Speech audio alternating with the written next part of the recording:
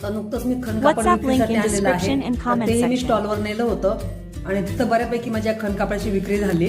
आता मी कॉटन खण आणि पॉलिस्टर खण मध्ये नवीन रंगांचा स्टॉक मागवलेला आहे. तुम्हाला माझ्याकडून खण फॅब्रिक हवं असेल तर व्हॉट्सअप नंबरवर मेसेज करून तुम्ही ते मागवू शकता. आता इथे बाजूलाच बघा, माझ्या सोबतच्या ताईने किती सुंदर अशी कमळ बनवलेली आहेत. हे असं कमळ असं लहान साईज पासून तर अगदी मोठ्या साईज पर्यंत म्हणजे चौरंगाच्या साईज पर्यंत बनवता येऊ शकतं.